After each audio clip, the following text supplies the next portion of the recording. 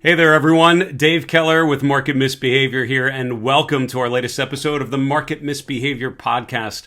Our goal with this podcast is to sit down with top market practitioners, learn about their own lessons learned through their careers in the financial industry, understand how they are positioned, how they change positions, how they evaluate market conditions, their current perspective on the markets, and how they have come to those conclusions given their experiences in the years prior. It's been so much fun to chat with money managers, with strategists, analysts, traders, authors, educators, and everyone in between to sort of get their take on the markets and try to just learn as much as we can about their process and approach. And today, a really fun conversation with genuinely one of the nicest people I've met in the financial industry, Ryan Redfern. Ryan's the president and chief investment officer of Shadowridge Asset Management. I talked to him virtually this week from his office in Austin, Texas, in the midst of the South by Southwest festival. So you can see the traffic going in the background if you're watching the video here on our YouTube channel.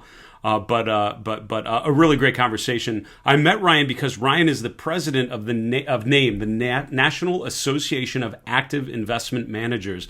And if that sounds familiar, that's because we often quote the NAAIM Exposure Index in our content. It's one of my favorite sentiment indicators. It's a weekly survey of money managers like Ryan, where they're actually asked about their positioning and again their willingness to share their weekly positioning, to think about how this group of money managers is rotating into or out of risky positions, how they're adding or subtracting exposure to the equity markets.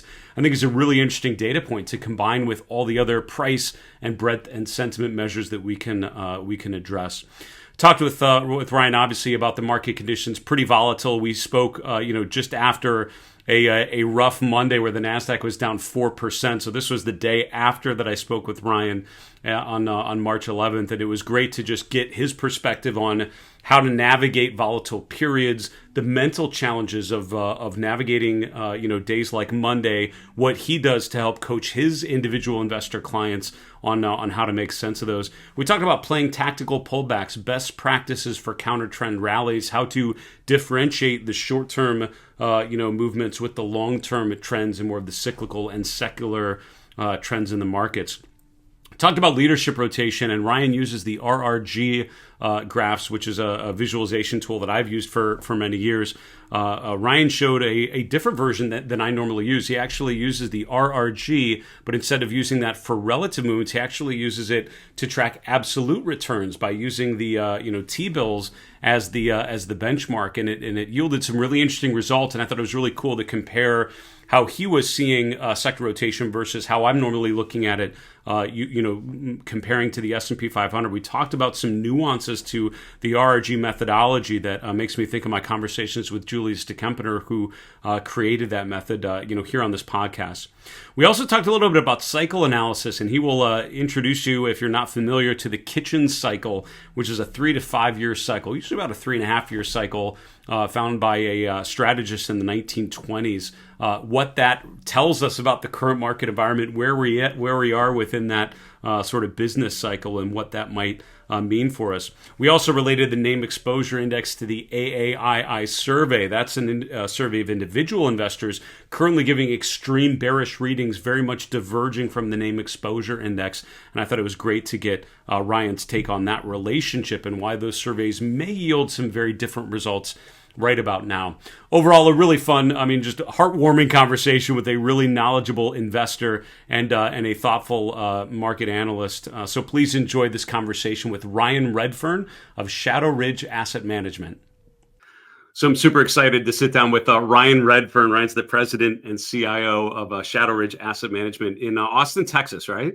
That's right, Austin, Texas. We're middle of It's an awesome city. How are things going your way, Ryan? Going well? They're good. They're good. Traffic's nuts in our town. It's South by Southwest week, so it's. Oh, that's a huge deal, right? Right. It's we just got through the film festival. Now we're moving into the music festival, and just the town is overrun at this time. It's Perfect. It's crazy. So we got market volatility. We've got Austin, Texas volatility with all the traffic. All what of else it. do we need? I feel like. So tell me this, Ryan. Obviously, 2025 has already shaped up to be a dramatically different experience than 2024. I think everyone's now kind of realizing that by now, right? I think you've kind of woken up to it. flurry of headlines that seem to change things very, very quickly.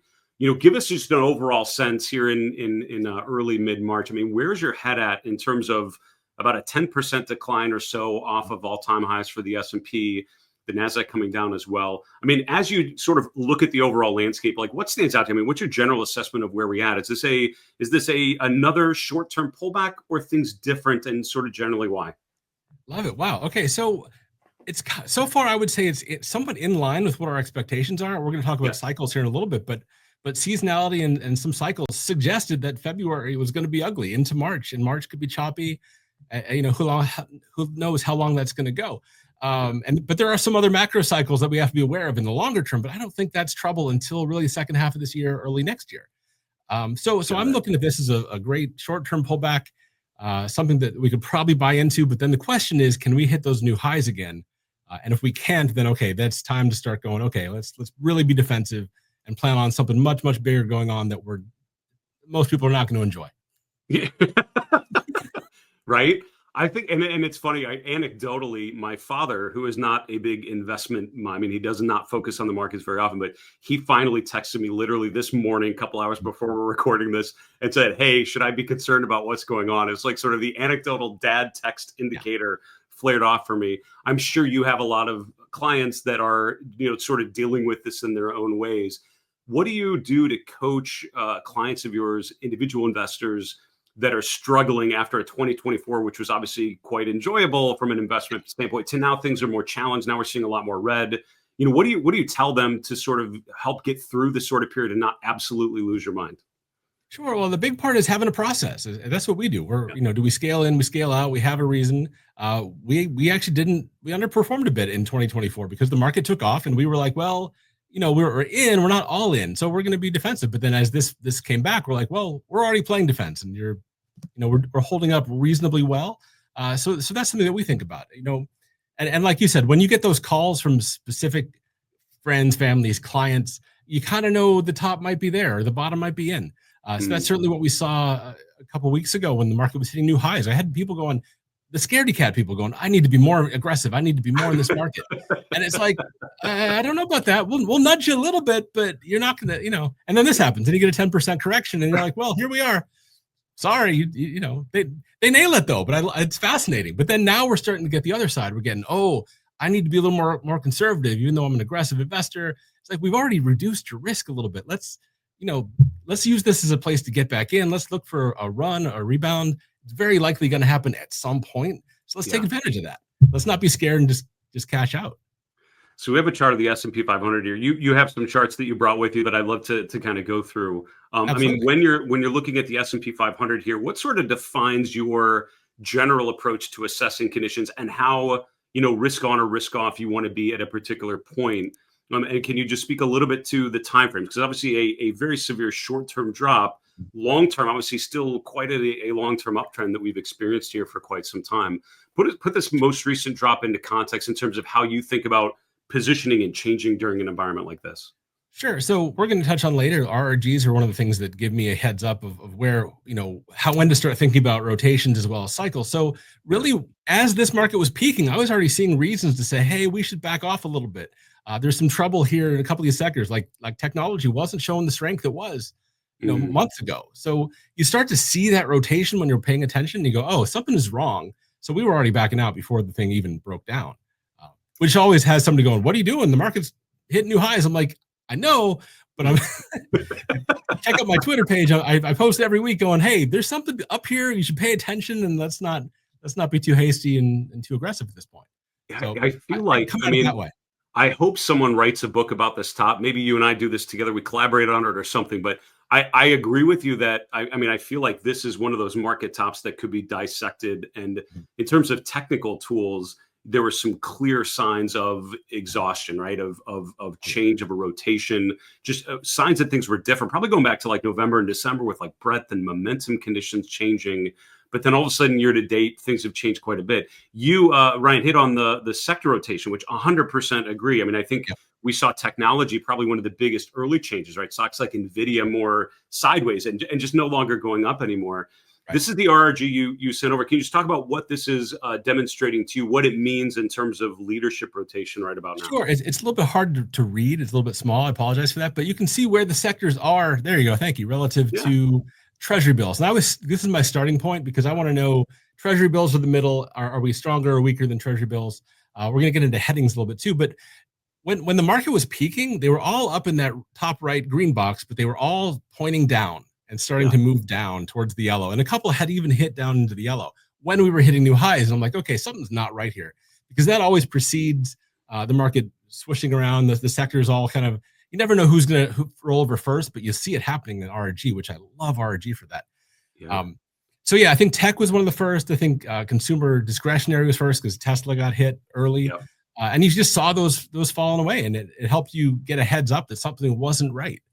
And then secondarily, I'm always looking for when are these starting to go back up and into the blue box above there, or even heading north to north east. And then you go, okay, something heading is changing. We're looking at strength is building, and then you want to start building your positions again. So that's kind of how I come at it, looking at where are we topping, where are we bottoming. It's definitely ugly here, but we're so far into the red box now. I think we're going to start seeing a turn at some point, but you got to wait for that to happen. So this is really interesting, Ryan, because I use RG all the time. I usually use it with the S&P 500 at the crosshairs, so it's all relative to the benchmark. Here you're putting Treasury bills at the crosshairs, so it's really more like absolute returns, and we're seeing the rotation. But that would really demonstrate, if you see all these starting to rotate lower, basically shows you all these different sectors starting to rotate from a position of strength relative to T-bills, now all of a sudden a position of weakness, right? Which is a great way to illustrate that. Yeah, and from my perspective, I find it gives me a great heads up of when the market's going to turn, when we're peaking and about to roll over, and when we're bottoming and about to come back. I love that comment about the market making new highs, but then seeing that sector rotation as a good indicator. You mentioned headings, and you sent this with you. This is from Optima, which is a platform that you and I both, I think, really appreciate. Matthew Verda has done a fantastic job with Optima over the years. Talk to us about the direction, or how you called it, the heading, because I think that's a really good point about how these things start to rotate. I believe that was from a paper that Matthew Verdau actually wrote about looking at the headings of RRG. Julius de Kemper actually told me about that, so I went down that path and started going, oh wait, I should look at the headings of these things, not care as much what box it's in, but which direction it's going. Yes. So the theory or the belief is that if RRGs are going north or to the top, up and to the right, northeast, that's a positive move. And when it starts going south to southwest, that's a problem. So you've got that XLV, XLRE, what healthcare, real estate, consumer staples are all coming down and to the left. And that's usually an early sign of problems. And then the rest are all just going straight west, which means they're in the depths of ugliness. And then we want to see them start going, oh, northwest, oh, north. And north is when you start getting interested in a sector. And then you watch for that waterfall. They just kind of, you see the blue or the green rise up on those screens. I'm like, okay, here it is. Here's the turn. It's fun to watch in real time. Is I guess what I'm after with this. For sure, and I love that direction really gets back to what we were looking at here, which is just the general trend in these arrows. So given the fact that we've seen this deterioration, we've certainly seen quite a leadership rotation away from the Mag 7, leading growth names into other things. At times, it's value like financials. Now, more recently, maybe some defensive sectors. What do you look for in emerging strength? And I'm assuming you start to look for, which start to rotate first, which head in that right direction. Is it as straightforward as that, or how do you sort of, gauge that next trade that's going to work going forward? It really is that straightforward, because as we just said, the three defensives, XLV, XLRE, XLP, are up. You see them turning down into the left, southwest into the yellow. That means their time might be done. So I want to start watching who's leading the pack down at the bottom. It could be XLY, looks like consumer discretionary. It could be tech. Actually, industrials, the XLI up there looked like it was about to do it, and today it rolled over a little bit. So that has me cautious, but it's heading in the right direction. So XL industrials might be the place to hit first, especially if they cross into that blue box. I'm interested in that. Interesting. And it's I feel like there are times when a lot of these sectors feel very homogenous, right? They're all kind of doing similar things. In industrials, you have like defense players, right? I mean, aerospace defense names all of a sudden starting to really Yep. really do well. So I'm not surprised we're seeing that score very nicely. Let's pivot a bit here. Talk about cycle. I mean, we talk so much, certainly on my show, about trends, momentum, and breadth. Cycle is not something I normally look at, and this is the Kitchin cycle, which I'm sure some of our viewers and listeners are less familiar with. Can you talk about what the cycle represents and what it's telling you about the conditions here in early 25? Sure. And I got this from my friend Jim Lee. He's a CMT and futurist. He's way into this cycle stuff and doesn't even look at charts anymore. He just looks at dates. It's if you ever talk to him, he's amazing. He knows his every trade he's going to make for the next year by date. Wow. Okay. Very good. We'll check it out. But the Kitchin cycle, I got this from him, is a 3 to 5 year inventory cycle. It's typically 40 to 60 months, created by Joseph Kitchin in the 1920s. So it's really about, is there an expansion of inventory? I think in COVID, there was a high demand for toilet paper, and then demand fell off, and there was probably an oversupply. Then you get those cycles, and they run in that 3 to 5 year term. So what this does is looks at that cycle over top of the S&P in this example, and it really does tend to hit. This is the 181 week, not the daily, just to clarify. But it does tend to find where peaks are and where valleys are in the market. I find it very interesting. And then you can also overlay this with the jugular cycle, which is a bit longer. It's like a midterm, I think a 10 or 11 year cycle, and you get some other interesting things as well. But all of these tend to be showing that around 2026 is going to be a cyclical or a cycle rough spot for the markets. Right. And it has been for a while. Even the real estate cycle talks about that, and that's when I follow for a while.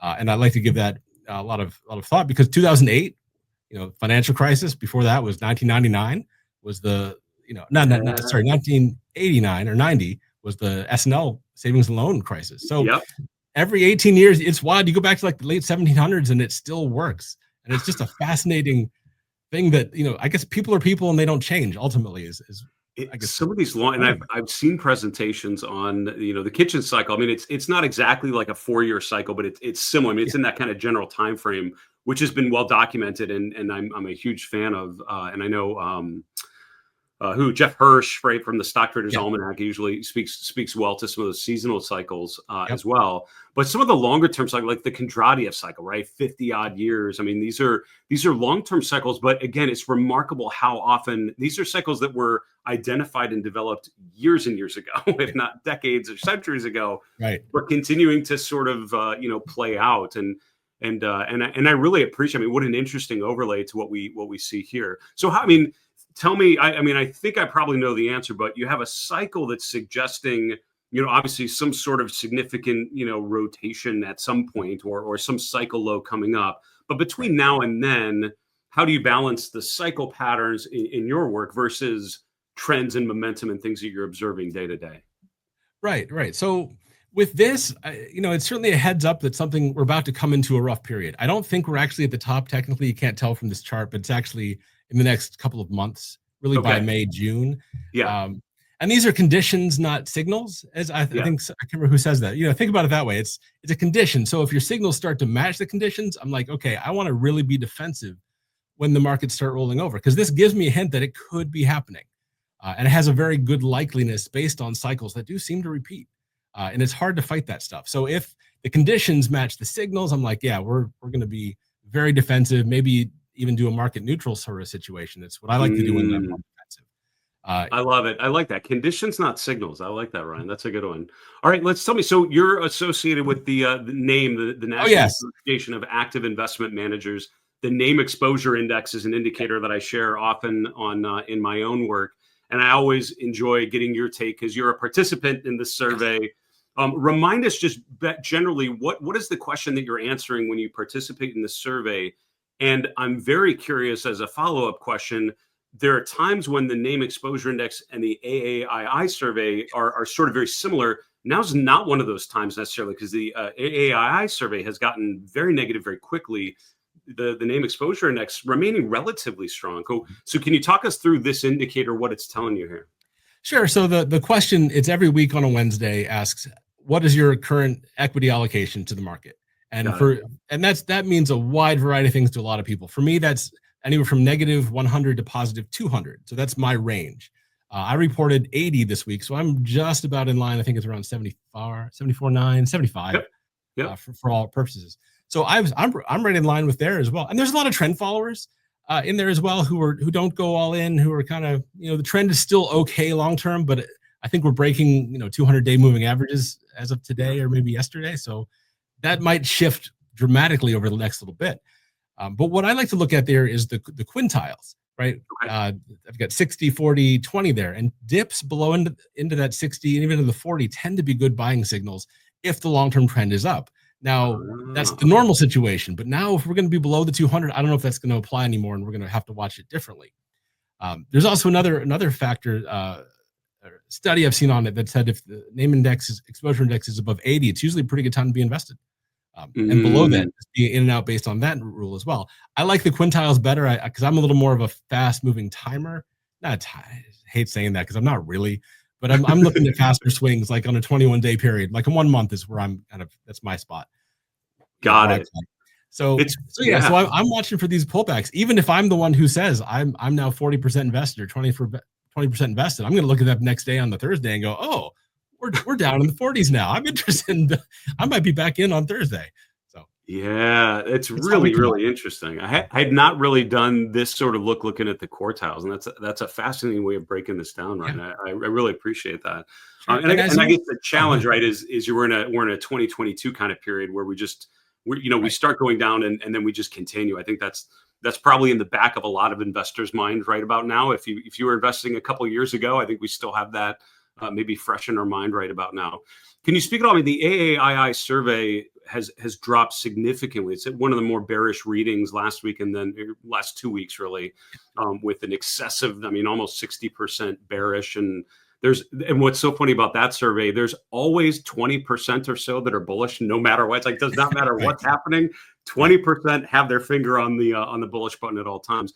What do you make about that difference between the NAAIM Exposure Index, which still is fairly invested, I would say, versus the individual investors in the other survey, rotating more bearish? Is there something to make of that or not? So technically and theoretically, this is the professionals versus the amateurs. I mean, and I get a lot of flack on the name because, oh, you're wrong all the time. It's like, maybe, but it's a snapshot of a spot in time. And it's like, well, maybe, and there's more that goes into that. But I find the AAII Sentiment Index can be a little more politically driven as well. So you have fear. There's a lot more fear politically right now on a certain demographic. So you're also weighing that as well. Where I don't think in the NAAIM Index you're getting that kind of pull or influence because we're very technical. It's like, is the moving average going up? Is it going down? That's what's interesting. Not who's going to win, are tariffs good or bad. It's just a different conversation, different way to think. So I think that's why there's the divergence there. And yeah, it's wild. The AAII is more bearish than it's been at the worst part of 2022. I'm like, what? I don't think the market's that bad. And right, and that's actually a really thoughtful response there, Ryan. I really appreciate that, and I think 100% correct there. So speaking of fear, thanks for that beautiful segue into the fear gauge, as some would call it, right? The VIX. I mean, volatility, had been so incredibly low, kind of second half of 23, first half of 24. We had that ridiculous spike in, sort of the middle of last year, that July, August pullback, one of the highest levels ever, really. And now we're once again getting an elevated VIX threatening a 30 as we get through this week. What is this elevated volatility now in the month of March? What does that mean to you in terms of market conditions? So to me, if fear is high like that, I'm again interested in buying on this. I'm very interested in what pops on my RG and comes up first, because when the fear is this high, it doesn't stay there for long. You see most of these VIX spikes are very short term. They might be a few days, maybe a week. They're not long. So if we get more of a spike, great. It gives me something to buy into, maybe even with leverage at some point, because that's just opportunity there. Instead of being fear, use the fear as your, be greedy when the market's fearful. It's old Warren Buffett saying, right? So this is like here's how to do it, like in real time. Right. I love it. Some of my former Fidelity colleagues used to say, in this environment when things got really uncertain, I remember vividly during like later in the financial crisis when things are starting to stabilize a little bit. In some of those other pullbacks like 2015 and stuff, they were all excited as the market was going down. I'm like, why are they so happy? And I asked the one guy, I'm like, what are you so excited about? He's like, we get an opportunity to buy great companies at a discount. It's like a fire sale on awesome companies. Like, this is great. And the optimism that comes that really only presents itself when you have a downgrade in valuations is something I never really understood until I worked with money managers that had made a career out of identifying those. It's really interesting, Ryan. So tell me this. Just to wrap up, we're sort of we're out of time here, but I'd love to know. What you have a very optimistic way of approaching this, which I absolutely love. It's super refreshing because I find, in this sort of environment, people get very anxious very, very quickly. What concerns you? What would be a sign in your work? Is it a level in the S&P? Is it some different rotation than we've observed? Is it negativity and breadth and excessive volatility? Like, what's that thing you would look for? Those things that would tell you, okay, 2022 style, downtrend versus a buyable dip. Like, what's sort of that panic button type of signal you would be looking for here? Sure. No, and not to be fair, I'm a very bearish person. My nature is I love shorting the market. It's my favorite. I don't believe it, Ryan. You seem very happy. I think we have a very similar approach to life here, but I hear you. Okay. Right. So even 22, it had that first leg down, but then it had a really good retracement. And that's the part you go, okay, there's the failure that I want to be, protecting against. This is that we're in that first phase and it sucks. And we're like, okay, but we're going to bounce. We're going to probably bounce pretty hard. But then it's what happens then, it's not now, it's what happens, we get the bounce. Then are we going to start this bad period of 2026 where I think is going to be a crap bear market?